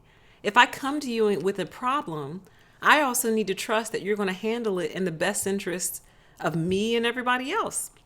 That you're not going to automatically side with your little flying monkey warlords. You know, like, I need to know that you're going to be loyal. Like, I was thinking about this the other day. It's almost like you cannot mess up anymore at companies. Like, in the past, they love to tell these feel-good stories about like mistakes people made and like how they recovered from them. These people do not allow you any room for error anymore. That's why people are so shook. That's why anxiety is through the roof, because you make one small mistake, they march you out of there, which is ridiculously bad business. It's horrible business because you're taking all the talent and skill and training and investment that you just put in that person and just throwing it away and starting over. That's why y'all's companies are collapsing and going belly up the way that they are. And I couldn't be more thrilled. You deserve it. Because again, remember we were talking about everything we need for PTE to get married to a company. There has to be some level of loyalty and trust and forgiveness and willingness to teach. Like, you want me to commit to you, I need to feel safe with you. And I do not feel safe with you. You have not demonstrated that you're a safe person. So I cannot marry you. You're dangerous to me. You're damn near a liability to me. Now, isn't that interesting? Isn't that interesting? Let's see here. See, it says, yep, I was part of the Nationwide family for 15 years one day and I was trash. Oh, and one day I was trash. And that's just how they'll do it. They will keep you on, and then one day they'll flip a switch and get rid of you like your whole life's commitment and work has meant nothing. Look what they did to the people at Toys R Us. Now, there is no reason Toys R Us should have gone out of business. But they did. And people were saying that they had devoted their whole entire lives to that company, man. And they didn't know where to go from there. I bet they didn't. Like,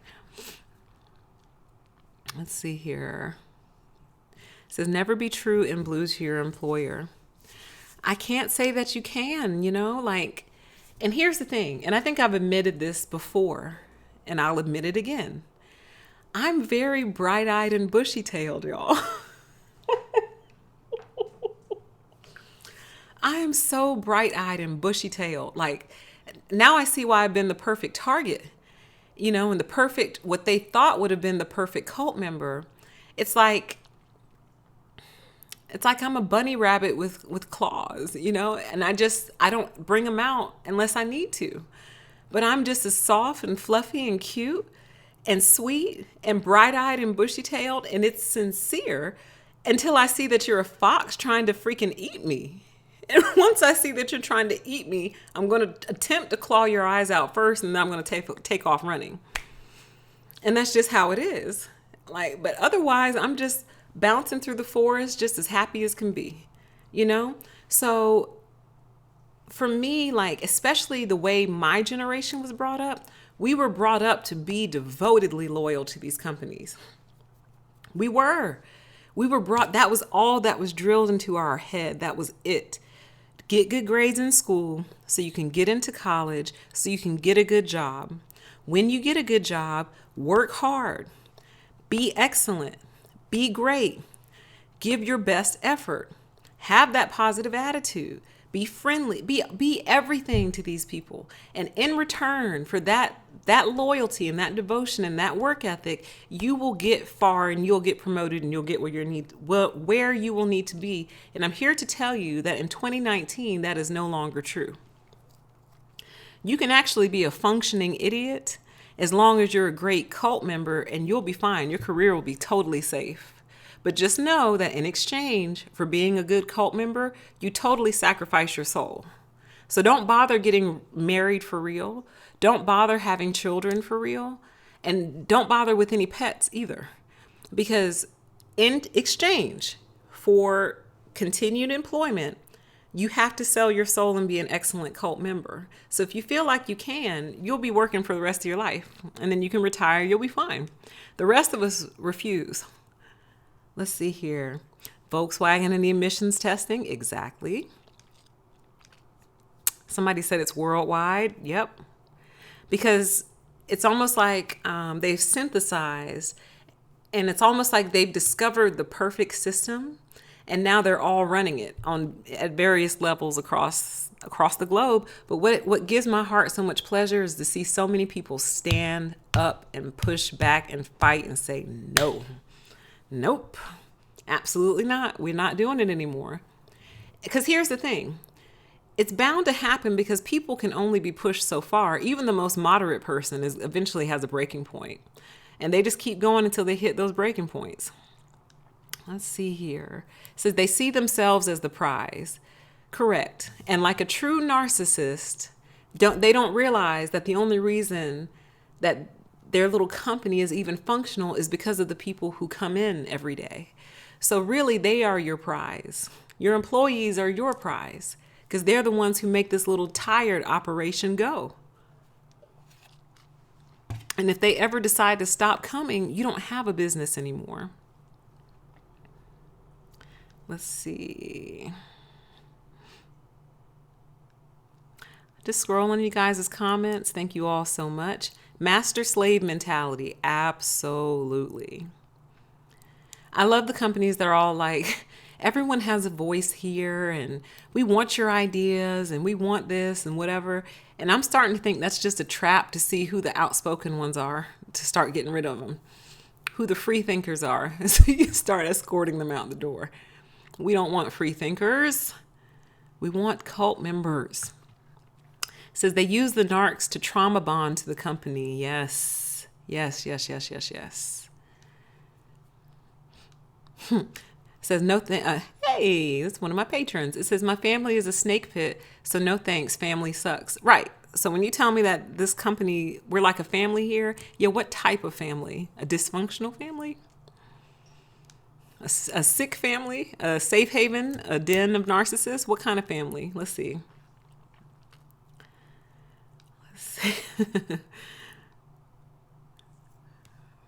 See? Mm-hmm.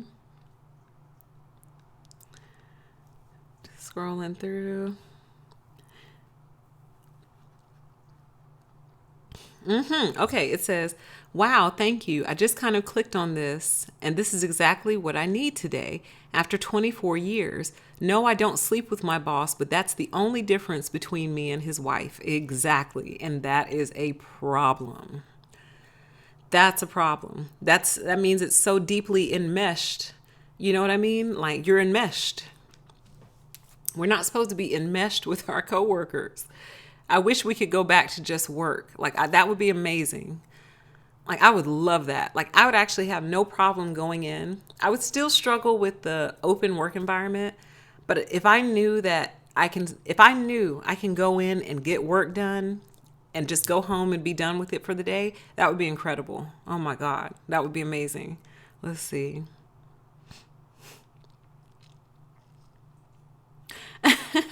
Oh, good luck on your job interview.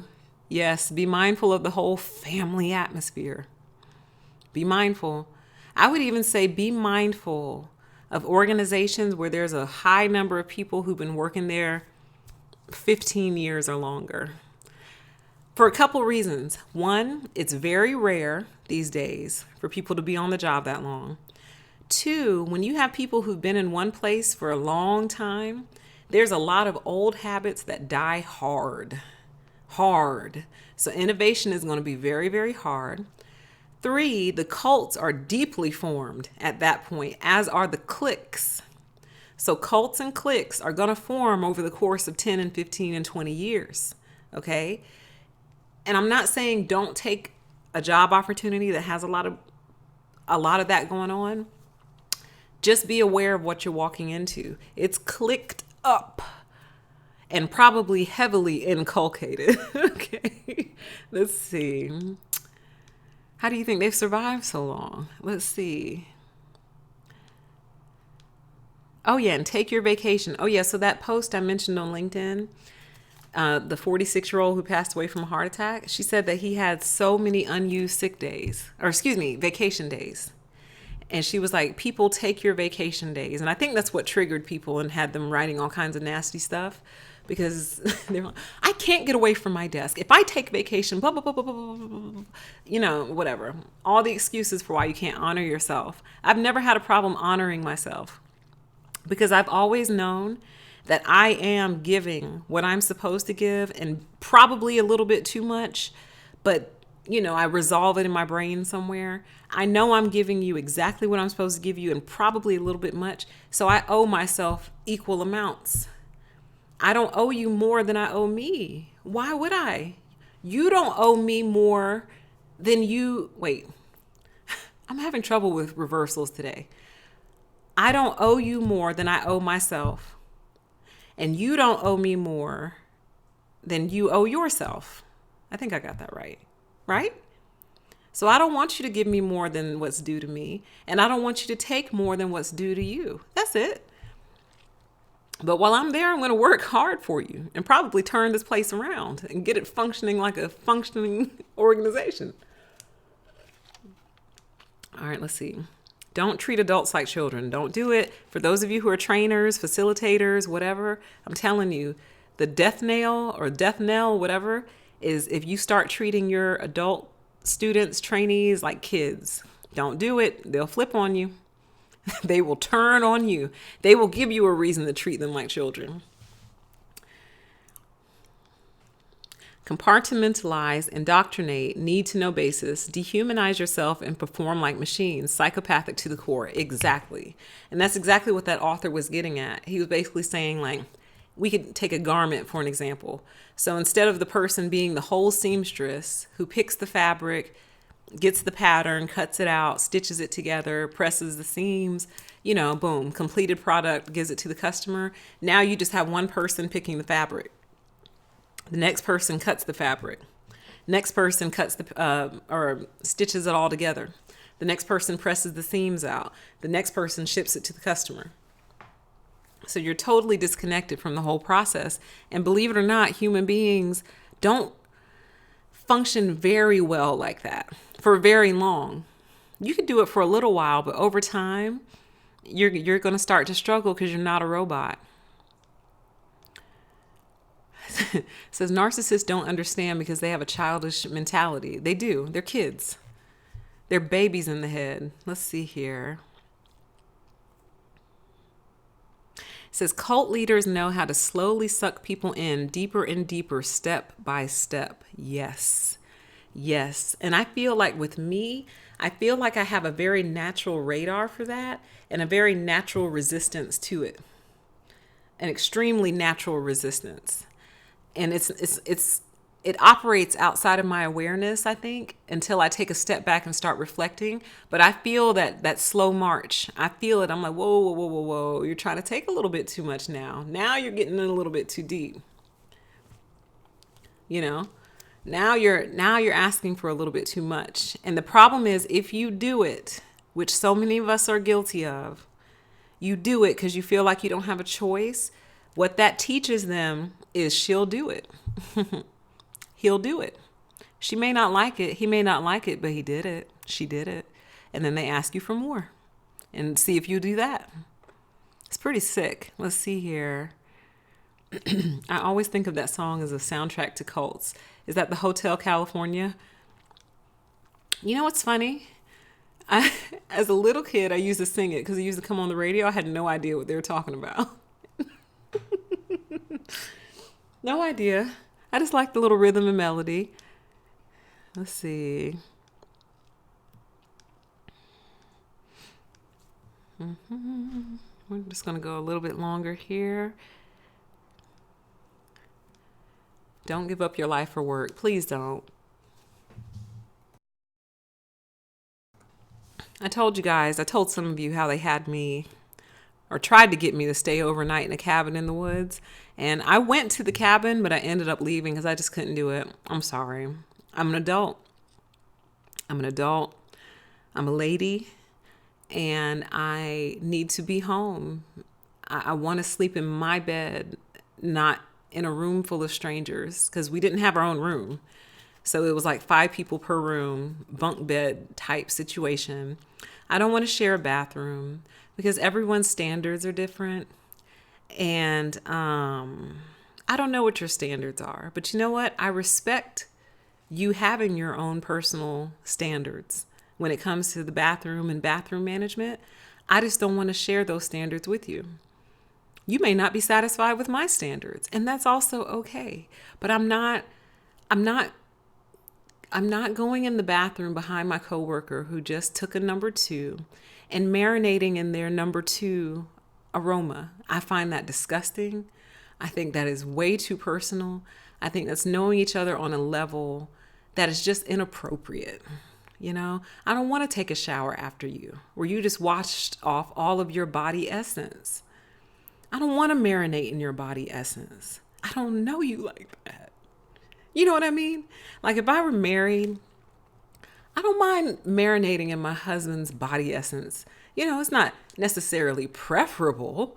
I don't want to marinate in anybody's body essence. But if this is my husband, I'm sure we've been in each other's body essences more than once. You know what I mean? So it's kind of like, whatever. Like we've well crossed the lines of boundaries at this point. Like we know each other very well at this point. So it's different because you are my family now. You see what I mean? But you're marinating in your coworkers' body essences, breathing in their scents. I can't. That's too far. Like we're going too far at this point. And we're out here in the middle, a cabin in the middle of the woods. I don't know what's wrong with these people. Let's see here.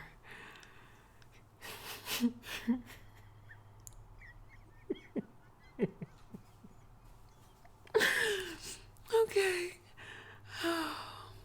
I'm telling you, someone said I'd rather slave away at a North Korean concentration camp than put up with these corporate cults. I'm telling you, like, because at least the concentration camp, you know what it is. Like, you know what you're going to get beat for. Like, no offense, it's probably a terrible joke, but I just, these corporate cults, it's so much worse because they go so deep into the mind. They get so deep into your psyche. You know what I mean? Like, if you've ever quit a job that was like this, it probably took you some time to unravel the damage that was done to your mind. You probably had to sit by yourself for a really long time and kind of piece and pull apart what happened to you and unravel it. It's so deeply sick. Like, it goes in way deep.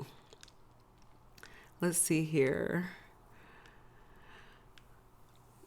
It says at least you can get in shape in prison since they let you work out. But at work, you're just sitting on your rear the whole time, getting fatter. And not only that, if you have the nerve. So I love this, right? Dig this, right?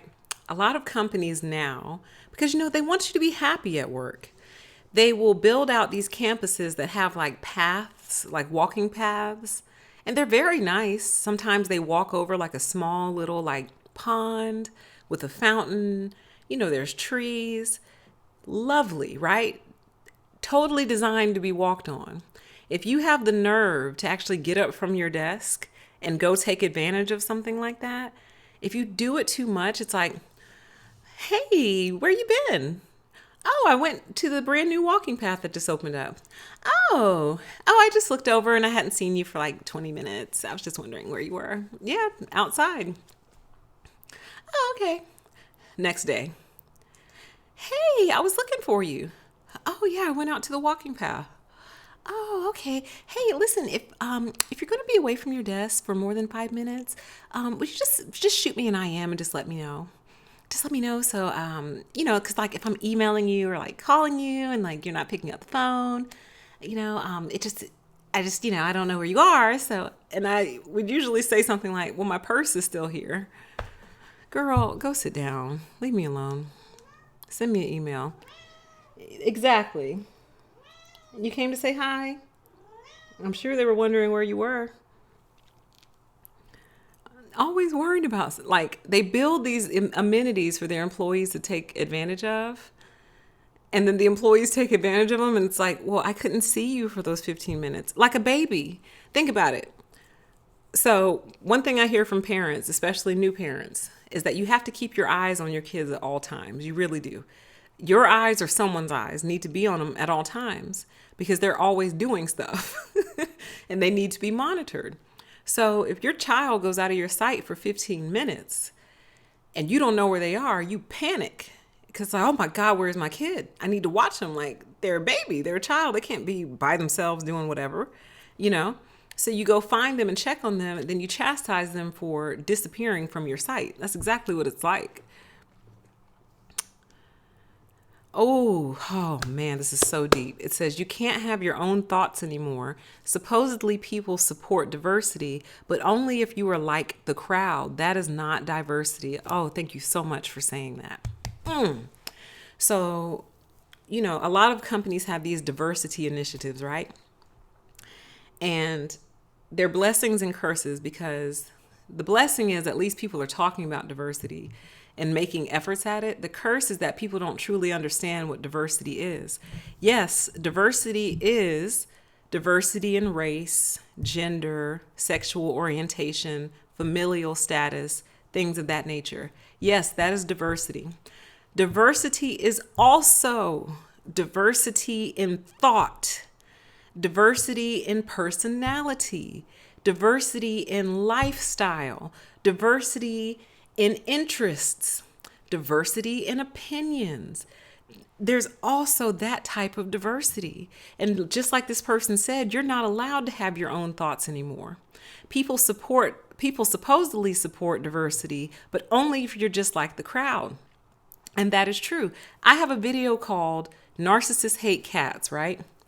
And I still get a lot of flack on that video from people telling me that that's not a true statement. But I'm telling you, for me, in my experience, and I respect your experiences as well, but in my experience, the moment people find out I have cats, they turn on me. It's insane. It's crazy. I've seen it happen over and over in the workplace, in those little group events. So tell us something we wouldn't know. Here's one of their favorites. Tell us something we wouldn't know just by looking at you. Oh, well, I have two cats. Oh, cats? Yeah, cats. Oh, I like dogs. Okay. Nobody asked you that though. Like, you asked me to tell you something about myself, and it's like they're so put off. And I'm telling you, the interactions from that day forward change. So if you're going to treat me differently and less than because of the type of pet that I choose to have, you got diversity problems. You got diversity issues. You see what I mean? Whereas a healthy, say for example, leader, a good leader, a strong leader, doesn't care what type of pet you have. They're going to respect whatever your choice is. So it's like a good leader will be like, hey, how's your pup doing? Hey, how are the kitty cats doing? You know what I mean?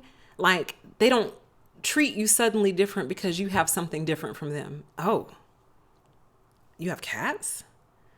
I want to say what I want to say so bad, but it's so, I can't. It's too early and it's Sunday. I have to say that one or another one. I was going to do a nice combo curse word. I'll just say this. Yeah, I have cats. What's it to you? Like, why does it change suddenly for you? So I actually wanted to do an experiment for my whenever I go next in an interview. And if someone asks, and we'll be like, yeah, I've got two dogs, and just see how that changes things. I just want to see how differently they respond. Then, of course, they're going to ask for pictures, and I'm already going to have a nice stock photo prepared in my phone for you. Because I just want to see. This is a field research. I want to see if it affects the way they feel about me. But yeah, if you have people, and especially if you have leaders who are suddenly acting weird towards someone because of the type of pet that they have, can you imagine how differently those other biases come into play? If you're holding someone's pet against them, God, I can only imagine what else you hold against them. You have diversity issues. Every time I think I'm just going to come and do a live stream and it's going to be real basic and simple, I end up going off. Let's see here. Oh, do they already have homeless cleaning up trash? Excellent. I want to see that expand. The cities are filthy. People who run these corporations need to pick up the trash. You know what? Amen. I like that. I like that idea better. If you sit on a block and you're a big business and you're raking in millions and billions, you need to be cleaning up the block in front of your own street. You need to clean up the whole street. Have some corporate responsibility. They used to believe in that. It seems like they don't believe in that anymore. Let's see. Yeah, they're the ones creating the homelessness and the pollution and the trash. You know, they're mass producing all this stuff that's creating the trash, so they should have a huge role in picking it all up. Yeah, I like that. I like that angle better. I was trying to help, put some money in homeless people's pockets. And my theory was, if they're out there anyway, instead of just standing around, you could actually be actively earning money. We're not going to drug test you. We're not going to run background checks on you. All you have to do is just clean up where you hang out the most, and we'll pay you for it. But I like the idea of the corporations doing it, but then they're going to ruin it. They've ruined everything. They start off with good intentions, then they corporatize it. Excuse me, and they'll find a way to make it awful. Let's see.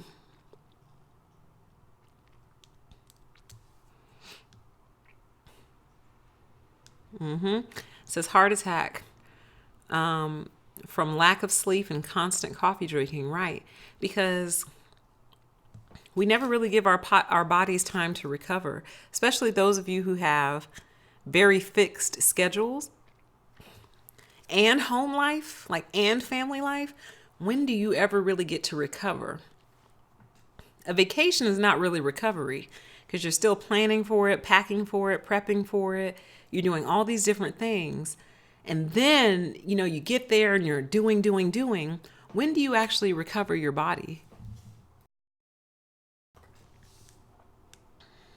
Let's see. It says, I noticed that promotions are for people who absorb the work culture and keep up relationships with colleagues outside work. Absolutely. It is no longer about your skill or your talent. It is about, will you promote the culture and upkeep it? Basically, will you take the oath? And then do you maintain that tight little network of other cult members? And if you do, you're fine. But just know know two things. You can never leave, and you get to sell your soul in the process. So yeah, you'll have a steady paycheck. You'll be able to buy yourself a nice, beautiful house with ease. You'll be able to do all of those things, but you'll never see it. You'll never be in it. You'll never actually get to enjoy your house until you retire. Let's see. It says, when you log out, leave your work at the job. It's extremely hard to do. Your social life should be with family, friends, etc. Exactly. That should be your life. And it seems cool. And that's how so many of us get caught up in it, because it seems okay, because it's well, again, PTE, what's wrong? What's wrong if I like my work? What's wrong if I like my colleagues? What's wrong if I like my manager? What's wrong if we go out for beers occasionally and hang out? And what's wrong if I like all that? The thing is, if you like all that, there's nothing wrong with it. There's not, because there's a lot of places that are just like that. They just happen to hire good people. The people happen to like each other. The difference is there's no pressure. So it's a cult if there's pressure. So if you ever decided, hey, I'm not going to get beers tonight, and you can do that and you're not treated any differently the next day, you are not in a cult. You're just in a healthy environment with people who like each other. If you decide one day you're not going to get beers tonight, and you start to get treated differently from that day forward, you, my friend, are part of a cult. If you can speak up in that healthy environment and speak out against something that you feel is not right and not risk repercussions, you are not in a cult. You're in a very healthy environment. If you speak up, or if you can't speak up or speak out in your environment that you like so much, you're in a cult. So that's the difference. It's a very fine line. It's kind of hard to see. And think about it. Cults are supposed to be pleasurable. If they weren't pleasurable, people wouldn't do it. people wouldn't join them. They're supposed to be fun and happy and pleasurable. The line is, can you be yourself? And is there any pressure? And are there any repercussions for when you speak up? And that's how you'll know. Let's see. All right, we're going to wrap up here shortly. We've been here about 2 hours. So, wow. So I was talking about how early some people have to wake up to get to work on time. And I see here it says, I wake up at 4 a.m. You see? Tell me that's not your whole entire life. That's your whole life. I can only imagine what time you get home. Let's see.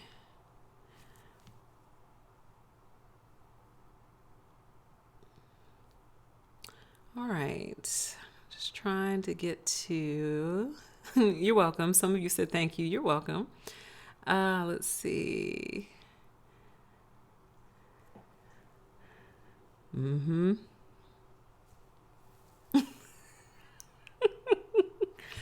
Says work has become more of a mind F than actually getting work done. Yes, it has. You spend more of your time navigating interpersonal dramas than you do actually executing on the task. Because I'm of the personal belief that most people like to work. I hate to say it this way, but I feel like human beings have a natural urge to do things and to do something productive. Of course, there are those people who are not. But I think by and large, people like to feel like they're productive people. People like to work. They like to stay busy. Some people retire and then end up going back to work somewhere because they just want to keep busy, right?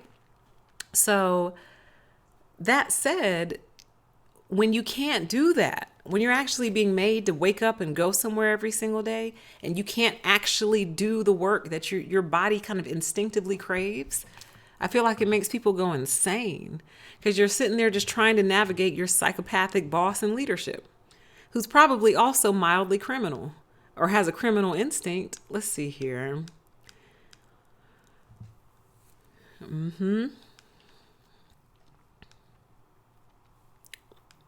Welcome to all my first timers catching the live stream. This is going to be a series. Eventually, we'll get through it. It might take a year, but we'll get through it. Let's see. Dang, I don't want to get ahead of myself. But I have to say this. I just saw this comment. It said, dang it, I lost it. Oh, well. I'll wait. I'll wait. I'll save it for the next one. All right. So it looks like I have actually caught up. As always, I go back and I listen to the live stream and I also read all the comments to see anything I missed, just to catch anything, because they're always so good. It says coworkers are just people you accidentally get to like, right? So I thank you all so much for hanging out with me on a Sunday. I hope you all found this insightful. I do hope you will go get the book. Again, the link is in the description box. However, the brand new copy is close to $30. So if you don't want a new copy or you want to save some money, look through other Amazon options to see if you can find an old library book and get that. And it'll only cost you $6 and you get the same information. So we can go through this together over the course of probably the next year. It's going to take me to move through this whole thing. But it's very, very important. So I hope you found this insightful. Tell a friend, get the book for a friend if you know they're going through something very similar. It's really going to wake you up and open your eyes. For those of you who've been experiencing this in the workplace, I think we all are to some degree right now, because we just have very sick people running the show. And a lot of the businesses have been sick for a long time. They've been sick for decades. And now their sickness has reached a point where they're just toppling and going belly up. I know y'all heard about, what was the name of that company? Is it Thomas Crane? Let me see. What is that UK airline that went out of business?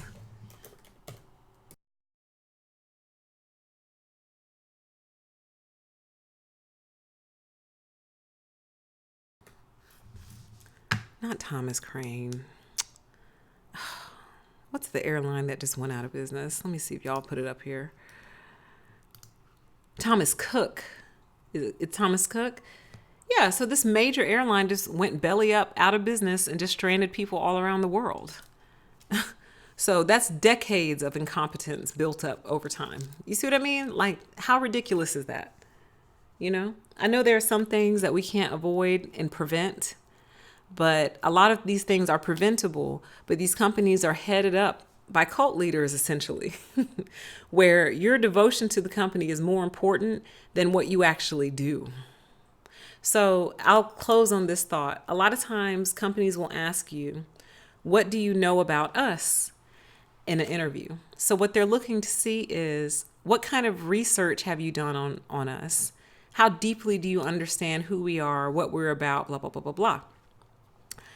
And I've always kind of felt like